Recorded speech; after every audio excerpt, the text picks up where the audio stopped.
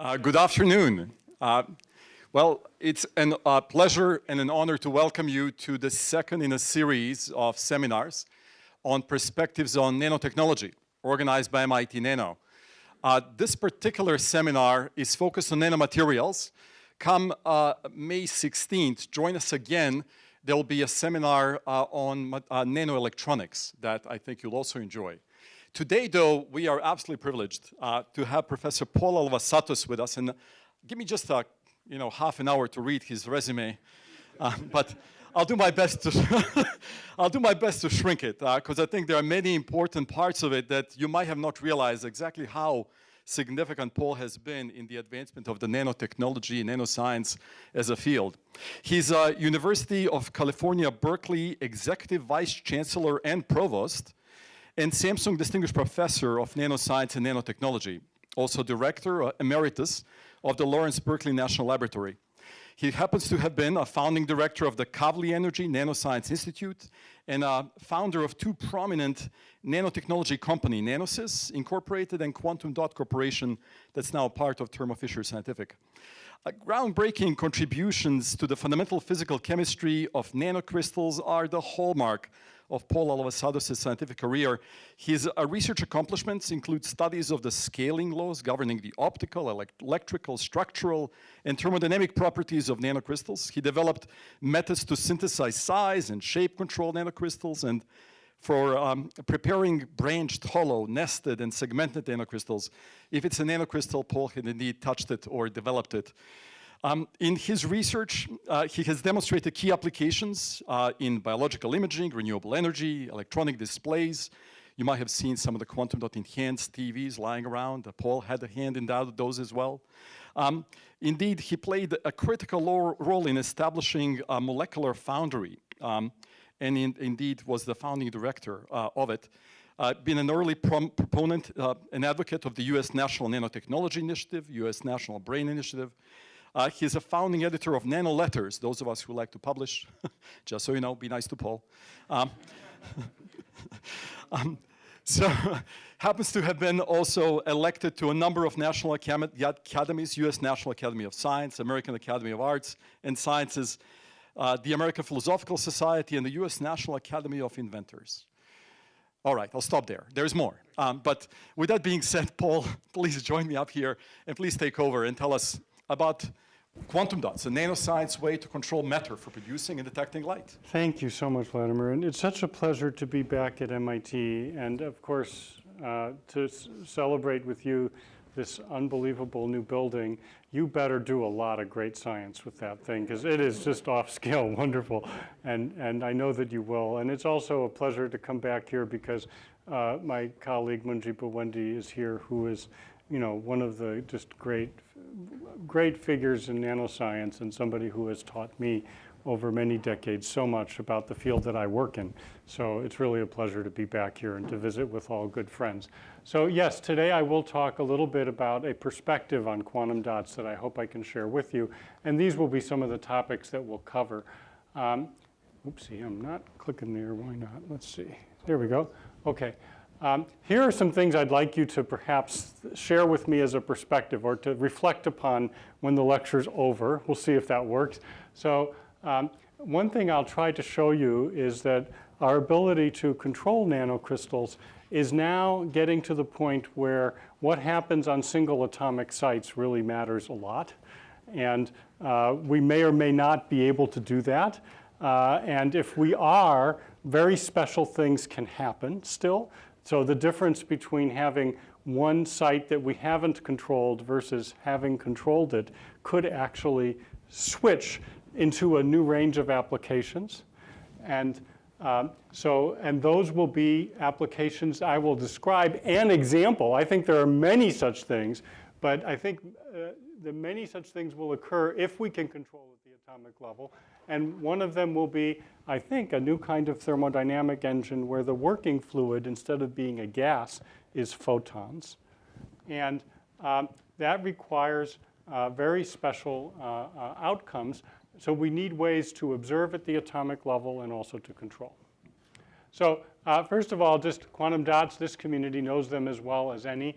They're very beautiful small crystals. They have nice symmetries. They can be controlled chemically, and they can be made in large volumes. And perhaps the semiconductor ones are most famous for exhibiting the simple quantum size effect, which in its most reduced and simple form just looks like a particle in a box with about 87 additional corrections upon it to actually describe reality, but nonetheless, to first order, that's what they do.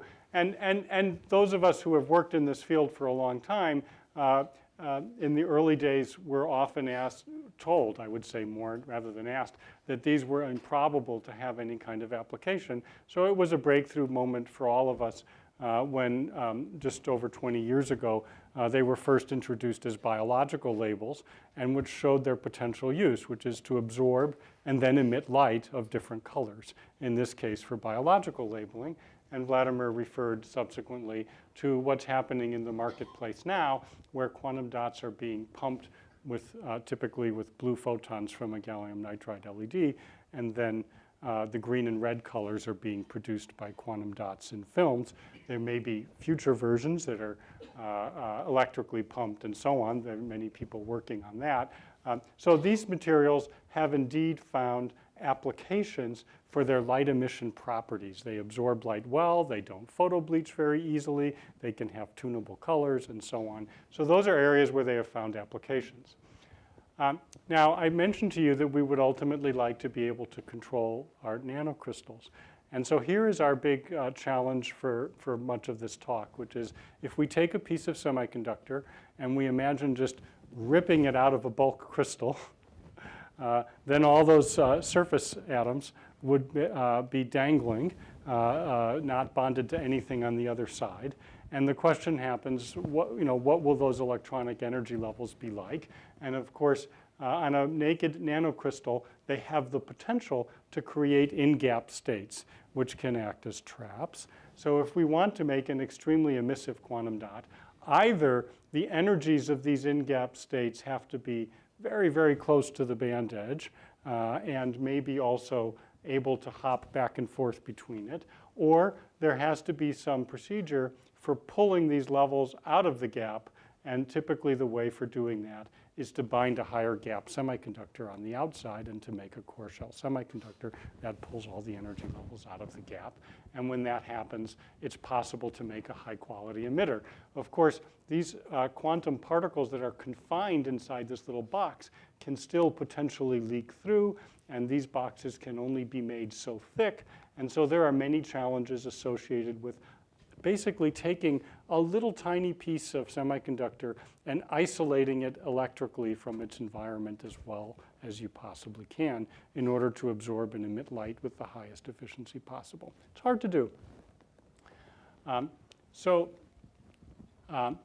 We can ask ourselves then the question, if I have a small piece of semiconductor and it absorbs a photon and now it's going to emit, how can I maximize the probability that it will emit a photon such that every single time it gets electronically excited, it does emit a photon?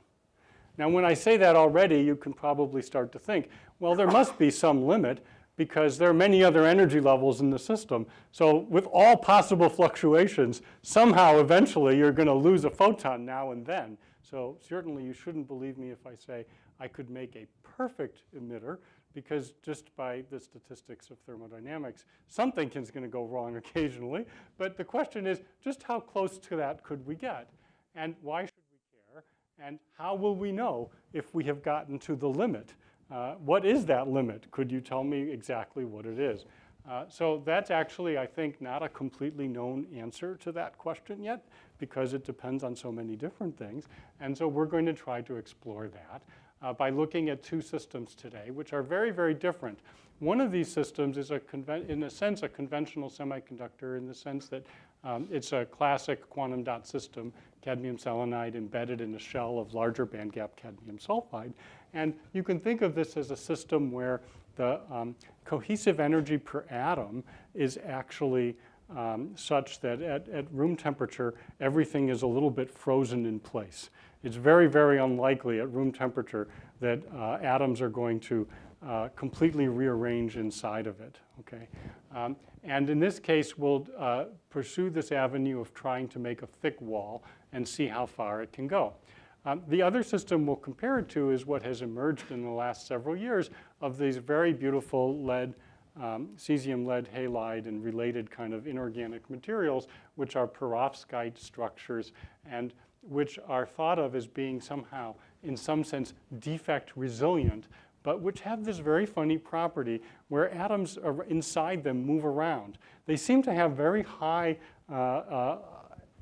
optoelectronic performance, and yet things are moving around inside.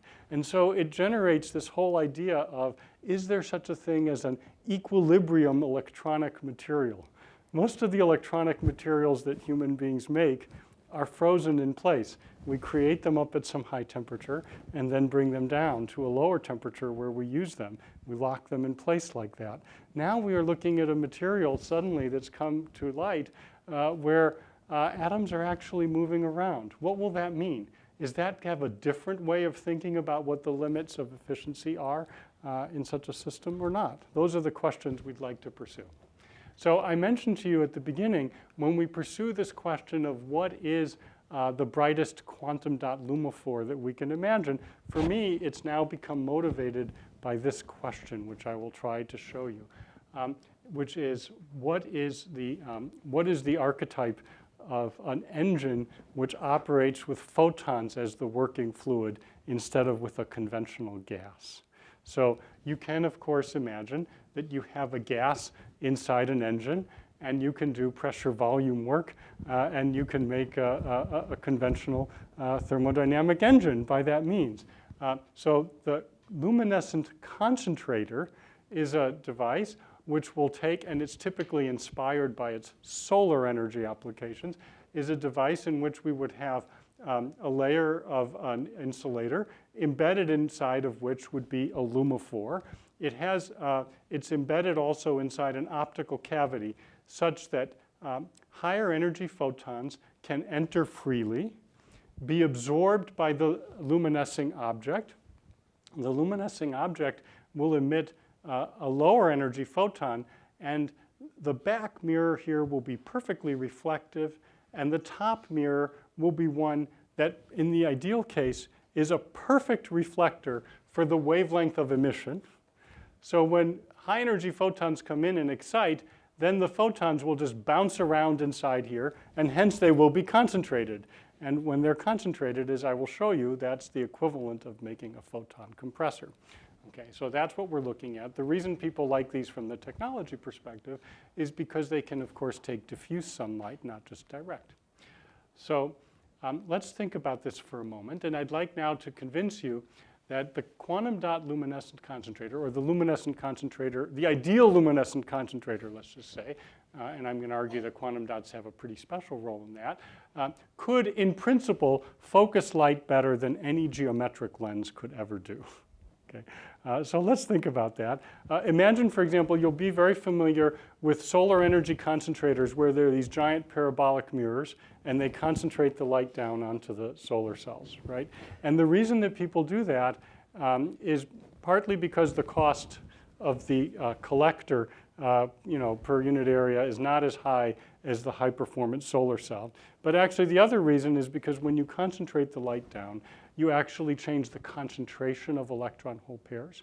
That changes the Fermi level of the system, and that creates more operating open circuit voltage for the system. So it ends up improving the performance by concentrating. That's why people typically do it. I'm going to argue that a luminescent concentrator can outperform, in theory, any geometric concentrator. And the reason is the following. If you see my laser pointer, then you can see that it's hitting a scattering screen. So all the photons are going in one direction, and then they come and they disperse and they go to your eyes, okay? And we all know that the probability that the photons would all suddenly reverse and then come right back into my laser pointer is negligible. And that's, of course, because the entropy of the photons has changed when it hits this scattering device. Okay?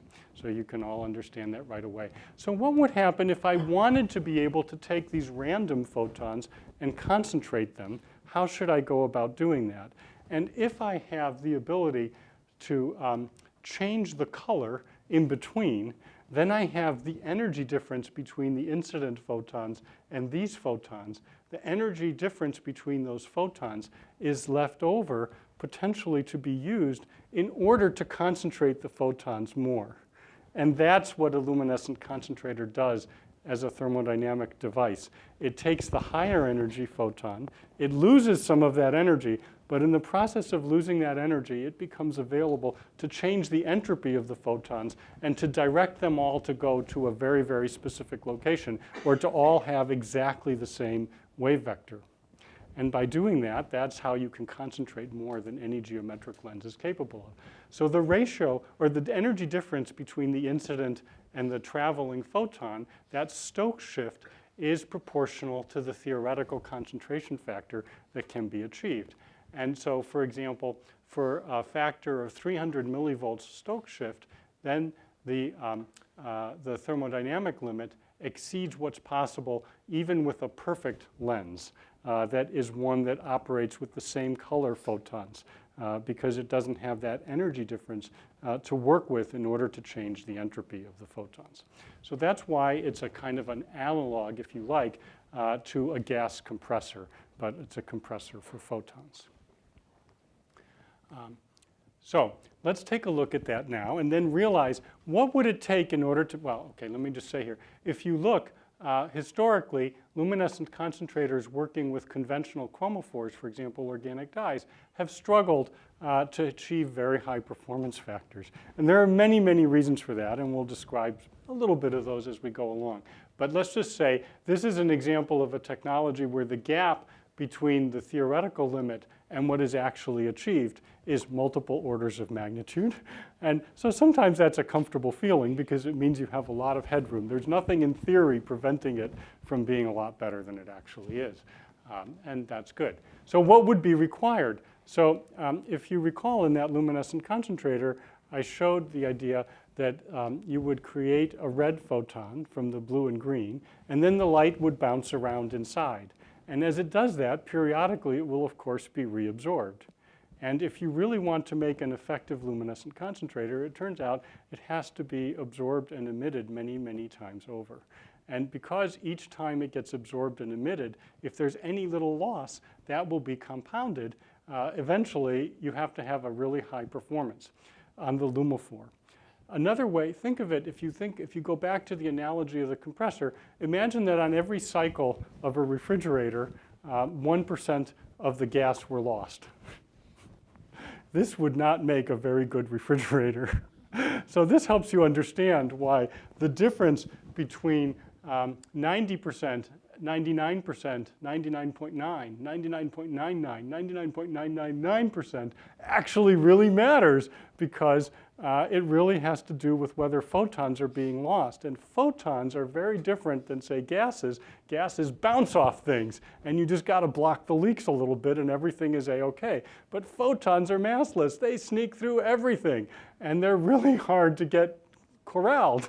So you have a serious problem to make a really high performance mirror.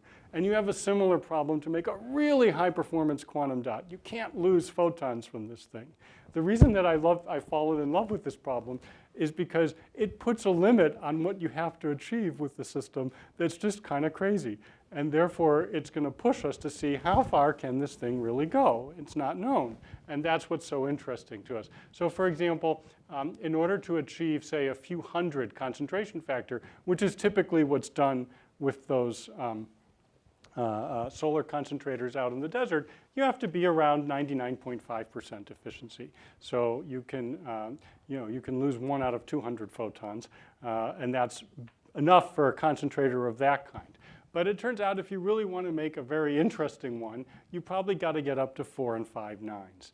And similarly, the mirror has to be in a similar range. If you do a plot of the concentration factor as a function of the reflectivity in the PL quantum yield.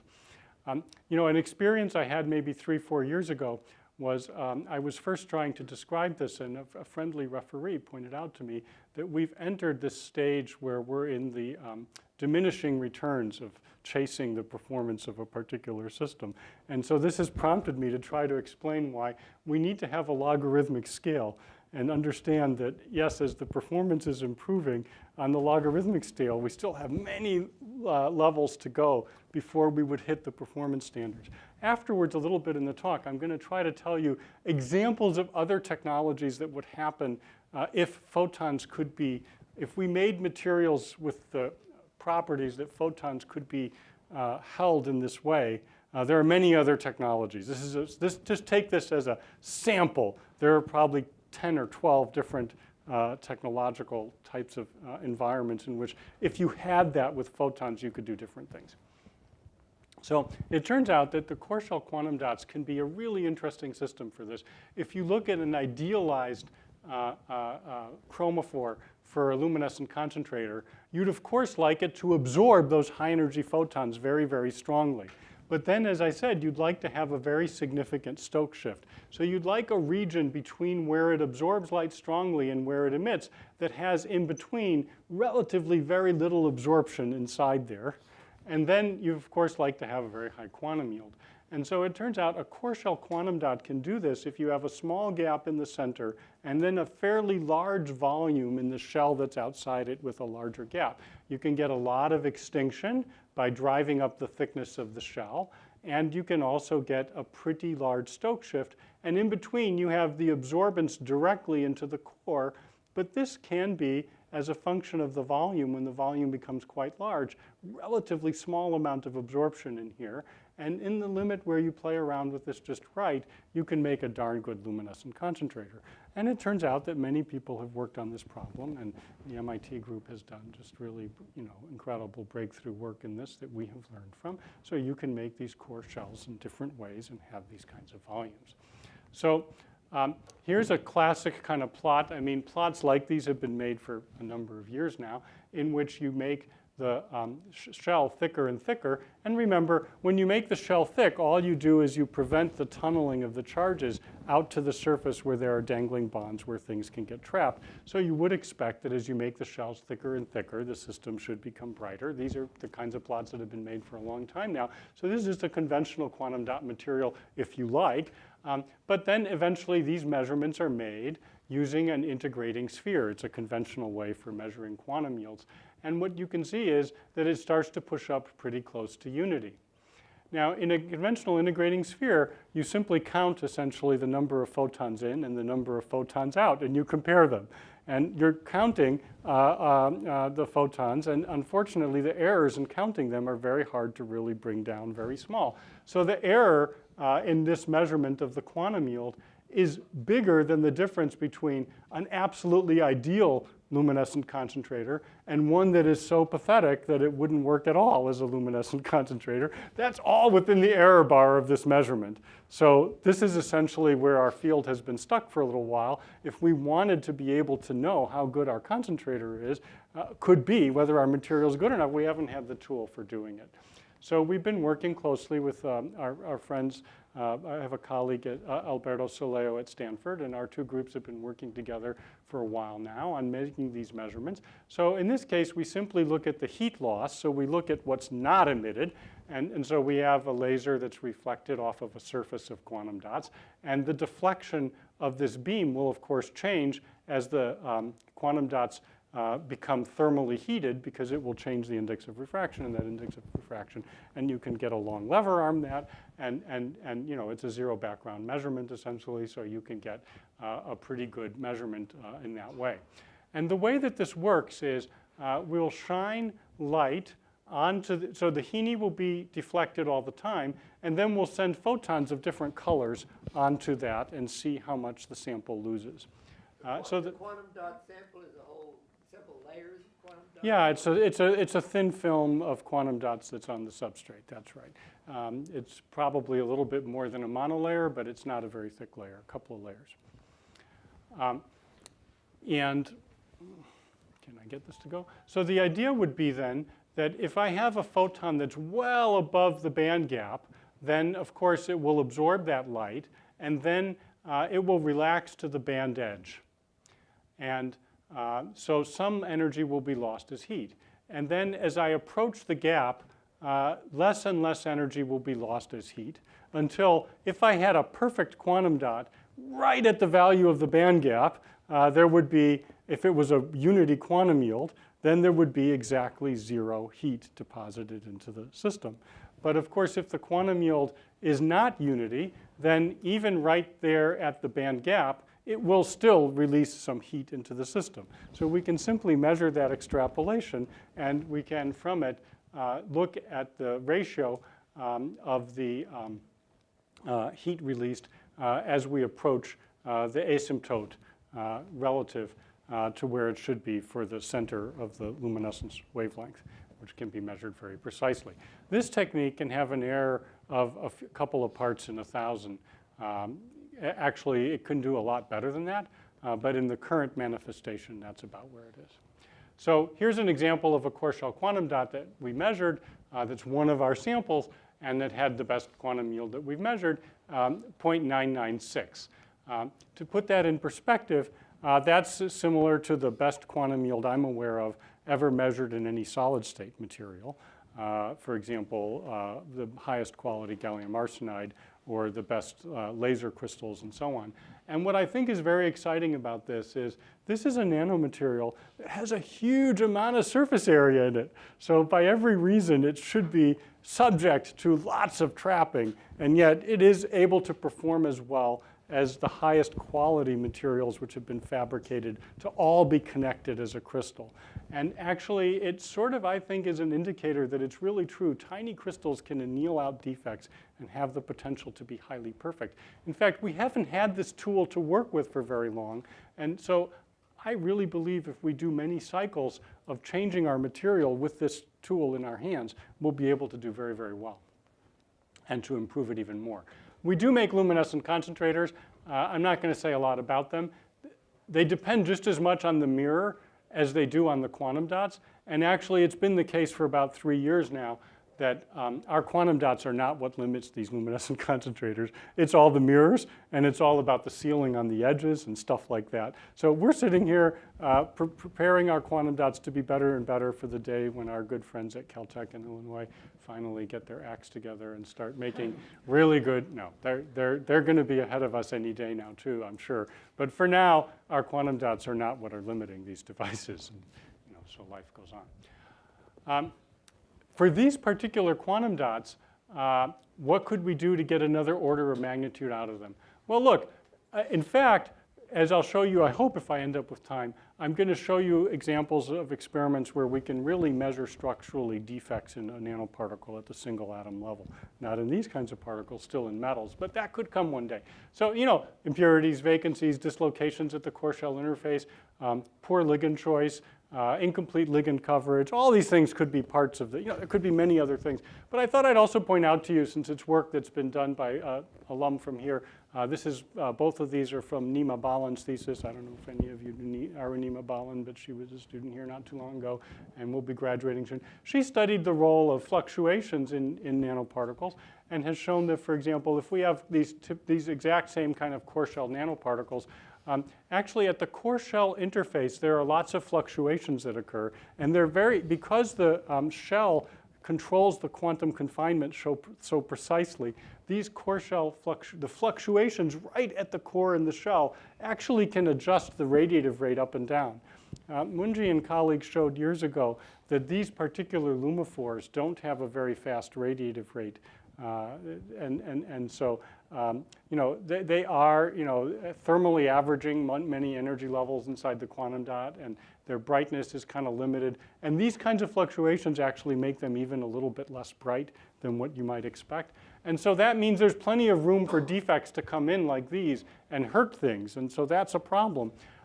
In fact, even these days, we can see very cleanly. This is, for example, photoluminescence quantum yield. And what you can see is that if we take this disordered layer and then cool it down, there can be an ordering of the ligands. And the minute the ligands order, actually it exposes defect sites on the surface.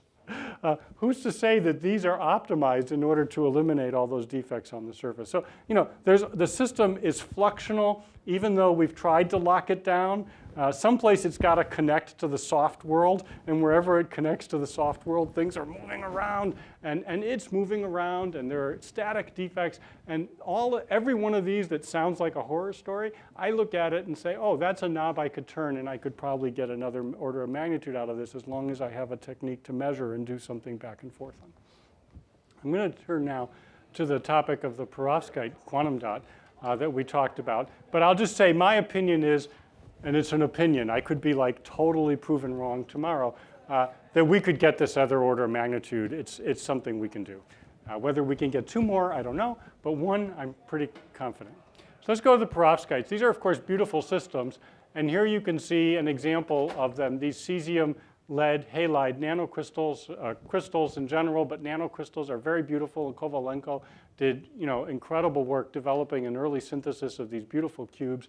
And here you see an example of something that you just need to understand. This can happen right at room temperature. You're watching it there.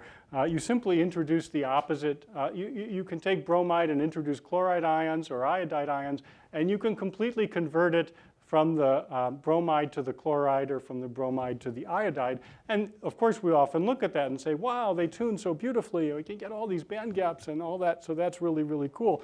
But remember, these ions are moving around at room temperature. They're just moving all over the place. We can do careful kinetics on this. This follows the rate at which the emission energy is changing as a function of the time. In this case, when we're going from bromide to chloride, and in this case, when we're going from bromide to iodide. And look at this one, for example. If you look carefully at this, you can see that it's not exactly a perfectly smooth curve. If you take the derivative, you can see that there are some bumps in it. And if you go through and do some atom counting and other things to calibrate it, what you can show is that indeed, first, in this case, you first exchange out the surface layer, and then it starts, first you do corners, then the first layer, then it goes in another layer, and so on. In other words, the exchange at the surface is rate limiting. But in this case, actually, the exchange at the surface is not rate limiting. Once it enters the surface, it just zips through the whole particle. It just goes all the way through. And so it's just completely homogeneously mixed on the time scale where you're doing things. I guess this is just by way of me saying that the atoms are moving around at room temperature inside this material fast enough that there's nothing, it's at equilibrium. It's doing what it's doing inside there, okay? And that's the end of it. You can change the outside conditions and influence what's going on inside, but the atoms are moving around real fast. Now, the other thing that we can do is look at the quantum yield itself. And in typical, this is an experiment we did a few years ago now. The luminescence was, pretty bright, but by the standards of a luminescent concentrator, utterly useless. And so here's an example of a treatment with thiocyanate. And this thiocyanate treatment seemed to take the luminescence to a very nice single exponential and make it much brighter. As measured in an integrating sphere. We have yet to put these into the new apparatus for the photothermal quantum yield measurement, but they have a luminescence around this range.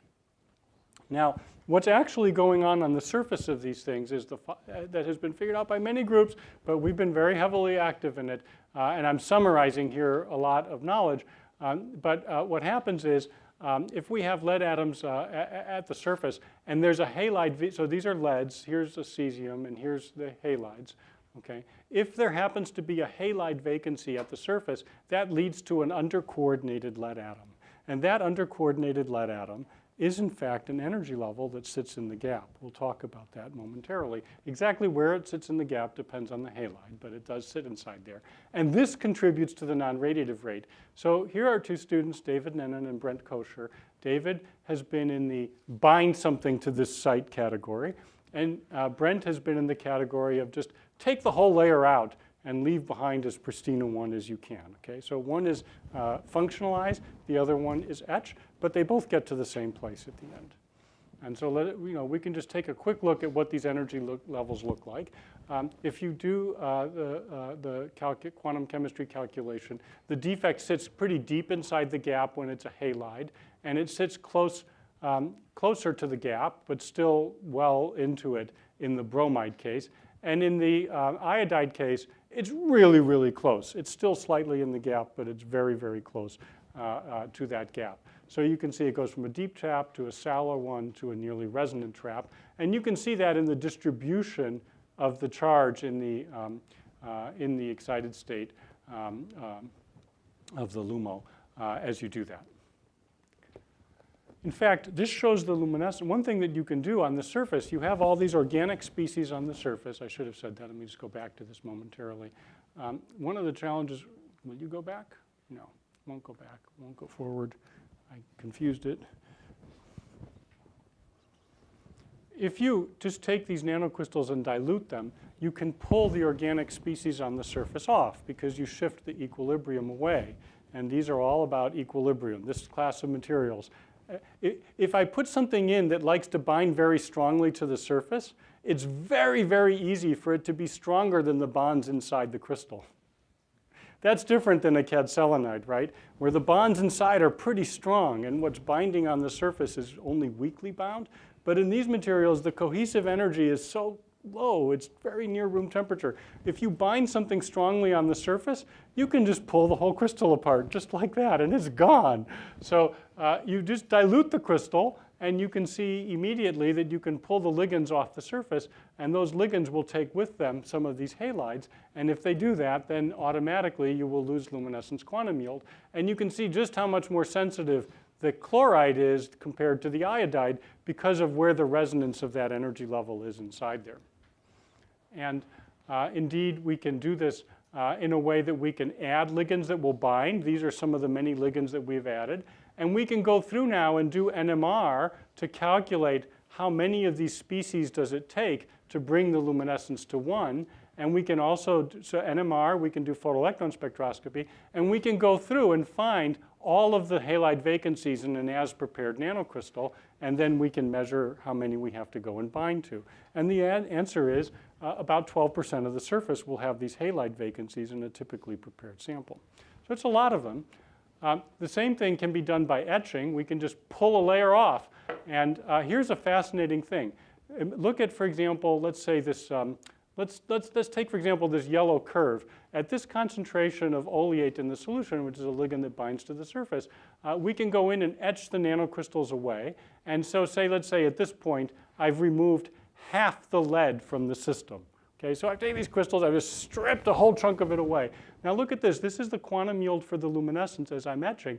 And you can see drip, drip, drip, drip, drip. It comes up, and eventually, it's almost indistinguishable from 1 from the point of view of the integrating sphere. So here I am, and it's just sitting there, parked here for a while. If you look, for example, at that blue curve, it's up here, and I'm etching away, and I'm removing like half the lead in the system, and the luminescence quantum yield is staying stuck right at 1. So what it shows is that these layers are sitting here, and every so often there's a chink in the armor of one of these sites, and the whole layer comes off all of a sudden. And then it sits there bright. So most of the time it's sitting there as a perfect layer, and every so often you can etch it off. So that's what's happening inside these systems.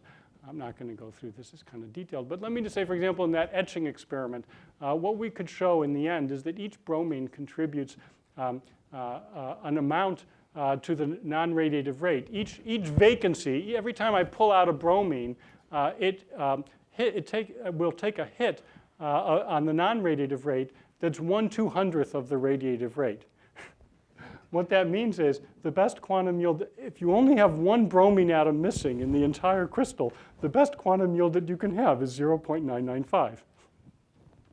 To my mind, this points out that in this system that's fluctuating, there will be an equilibrium concentration of defects. That's the bottom line. You can try to fight this all day, but the energies are very low.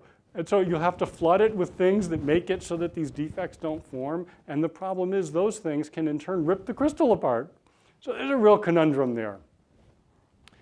Okay, I promised to tell you a little bit about other things that photons can do. Just quickly, to say some examples. I bet many of you are familiar with the idea of light sails.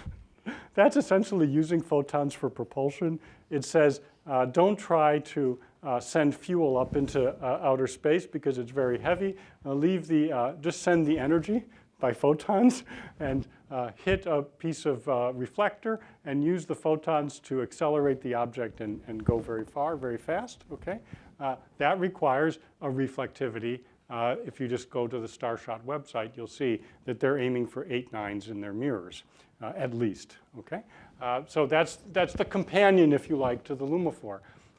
You could imagine a refrigerator. For example, imagine in this quantum dot system that you park your laser just below one thermal vibration or one vibration of the system that's below the band gap of the system.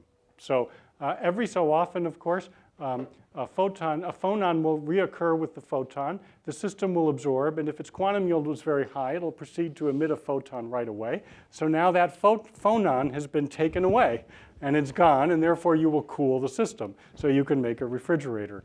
And of course, this refrigerator is good because it separates the power source from the cooled object. Physically, they can be separated from each other. Just like here, it's physically separated. Just like here, it's physically separated. So, you know, that's what the photons allow you to do. You can make all different kinds of LED and PV cell devices and so on. So to summarize this, fundamentally, we can have a high cohesive energy per atom system and lock the atoms in place, and then we have to fight the battle of making sure we have no defects inside of it and so on. Or we can have an equilibrium system that will just by itself reach whatever equilibrium concentration it wants to. And there's a debate to be had here. Is it better to lock things down, or is it better to let things move about? And what I'm trying to say here is maybe there's some very clever way to use this. I love the idea of an equilibrium electronic material. But remember, an equilibrium electronic material will have a concentration of defects inside of it. And they will fight against each other. And that's the fight that one has to, you know, accept. OK, I'm going to take a brief interlude and just say, I always like to look at a comparison of quantum dots and proteins. Proteins are more important. They always will be. But they're also objects of envy for if you're a person who makes building blocks of nanoscience, because they have an exact sequence inside them. So every atom in principle is known to be in the right place. And they fluctuate to the fluctuations are used to achieve a purpose. Or let's just say the fluctuations, the system has adapted to the presence of fluctuations and achieves advantage from it. And in our case, we're still in this notion of locking things down, but we're debating, could we go into a system that fluctuates, and how would we get something out of that or not? And that's an interesting debate. And of course, we still can't say where all the atoms are, let alone exactly control them. So the last, do I have 5 minutes? Am I okay? All right. So the last thing I'll just say before wrapping up is, my view is just like we didn't have all the tools we needed to see the effects of single defects in nanoparticles, we also need to have a tool to see the defects in nanoparticles structurally. And this has been a huge challenge. The proteins are all identical. They can be crystallized. Or you can do cryo-EM, but every copy is identical. But every nanoparticle is a little bit different. It's got one atom here or another one there. We don't know how to make it so that every atom is exactly identical at the level of thousands of atoms. We're not synthetically smart enough yet to do that. Nature does it all the time, but people don't. So we need a tool to see atoms and nanocrystals. So for us, we have been working for some time to visualize colloidal nanocrystals in their native fluid environment inside the graphene liquid cell. So we capture liquids inside a pocket, and then inside there we do things with it. And I will show you just quickly what we have been doing with structure for a while now. If you want to make graphene liquid cells, you may be challenged to get that to work right, even though it's not, you know, there's a process for doing it. And if you're interested, this paper in Jove was published, you know, a little while ago, and it shows exactly what we do. So let's talk about this idea now, which would be the companion to the experiments I just showed you with sometime down the road, not yet today. It can only be done in small metal particles now, and it's got a long way to go. But the idea is that we place a nanocrystal inside a fluid where it can move around and rotate, and it's translating and rotating. And we take this nanoparticle, for example, which is moving around inside the liquid cell. We subtract the center of mass motion, so that's removed. So we line them all up so that their density centroids are overlapped as perfectly as we can get them to be. And we simply observe the diffraction pattern as it fluctuates. Now this is our paper from 2015, so data was collected mostly in 2013. And you can see there's a lot of noise in this, but every so often you can see those little diffraction spots as the crystal rotates to different orientations. And that's always the same exact crystal. And therefore, if we collect it at enough different angles, we can back out the structure from it. So this is some of that data from that time. And you can see different orientations. And as the system orients around, we can try to fill this phase space. We've subtracted out the background here. You can see that looks pretty complicated. Because there was a lot of background there, and obviously you have to do that well. But again, if you collect enough of these images from a single particle, then you can, in principle, back out the structure. And the way that that's done in these models, which we've been working on, this trio of people, Jungwon, who got his PhD with me and is now on the faculty at Seoul National, and Hans Elmund, who at the time was a postdoc at Stanford, and Peter Ursius at the National Center for Electron Microscopy. This trio continues to work on the project. So the idea is that we take a nanoparticle, we observe it at many different orientations. We take one of those initial sets of orientations and we compare this set of patterns to a uniform blob that scatters electrons. And then we fluctuate the blob, just allow a fluctuation and see if it gets any closer. And then we allow it to fluctuate again and see if it gets any closer. And we do that through a set of discrete fluctuations, if you like. And then once we've done that, we can get a certain level of resolution. And then we can also go into a more continuous set of variations on it and slowly refine and get to our best converged map. This is now a map of the electron density of the nanoparticle itself. That's our best fit. And then that's our best ability. And in that first 2015 experiment, the resolution was about 2.1 angstrom. It turns out 2.1 angstrom isn't so bad for the interior of the crystal, but it's horrible on the surface, just horrible, and not good enough to really do what needs to be done. But you can make these little movies, and with them you can see the nanocrystal, and these are small metal particles. These metal particles have an event where they fuse a lot in the middle, and so they're problematic, but they're purposefully chosen nanoparticles to have defects inside them so we can see them, okay? And you can see here that, for example, it's very easy to see that this came from 3 particles fusing, and if you look, you can see the disorder at the interface between the grains and all of these kinds of things. This is an atomic level map of the positions of every atom inside the crystal. So the reason I'm mentioning this today is because we're just finishing our next version. The first one we did 2 particles. We've graduated by a factor of the power 3, so we've gone from 2 to 8. This took a long time to do, and there's a lot in this, but this time the resolution is a heck of a lot better. It's really significantly better. It's good enough that we can see in some detail the displacements from what would be expected in every layer of the crystal, including at the surface. It's good enough that we can see that there's, on average, an expansion of the surface when it's in the liquid due to the ligands that it's bound to, whereas when this sample is dried and you do a dry study, you will actually see a compaction of the surface. So in the liquid environment, the surface structure is actually different than it is when it's dried. We can see the degree of disorder as it propagates towards the surface. And there's a list of the exact positions of every atom on the surface of these 8 crystals. So it's really, for us, it's a big map forward. I'm not going to go through this stuff because it's just way, not appropriate for today. But I hope that, I gave you at least a feeling for this, that someday we'll do that for semiconductors. It hinges on being able to control the chemical potential in the liquid cell so it doesn't tear the semiconductor apart. And it has to be done right now in very tiny crystals because the electrons can multiple scatter. And it has to be so small that you don't get significant multiple scattering, or else you can't invert the data. So there's a lot to be done there, but it's a technique, and I think it's going to get better. So we will get atomic level observation.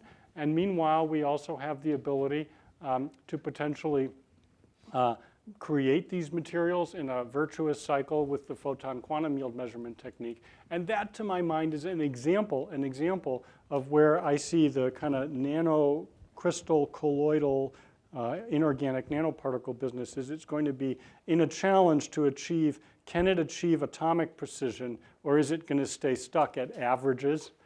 And can it resolve the issues around frozen versus equilibrium? Can it graduate to being closer to a protein, or is it going to be stuck at one of these sort of statistically averaged material kind of deals? And that's where I see, you know, the next decade being, from my perspective, of what I personally would like to be a part of working on. So I'd like now just to thank some people. These are the folks who did a lot of the quantum yield work. I particularly want to call out Brent and David, who did the work on the perovskite very high quantum yields. Noah started the luminescent concentrator projects in the group. A lot of that was done in collaboration with Ralph and his colleagues, Lu Xu and Yan Yao and Lan Feng. And a lot of the mirror work, I joked a little bit, but you know, the Atwater group, they are kings of making great mirrors, and we're going to be toast pretty soon. Our quantum yields won't keep up. Very close collaboration with Alberto and his colleagues at Stanford on the quantum yield measurements. I didn't get to talk about Matt's work, but who will be here working, I think, at MIT in the not too distant future. And Jung Wan, as a postdoc, and Jung Wan, and I mentioned also Hans and Peter, this trio are the group that have been working for so long on the structure of single nanoparticles. So thanks for your attention.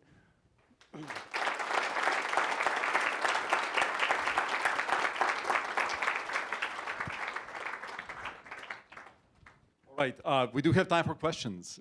So if you have any question for Paul, please raise your hand. You explained, I can give you the mic. I could yell out too. I know we're recording. You explained how you can observe the position, you know, the atom arrangement, but you didn't say how you would control it to get identical nanocrystals. Well,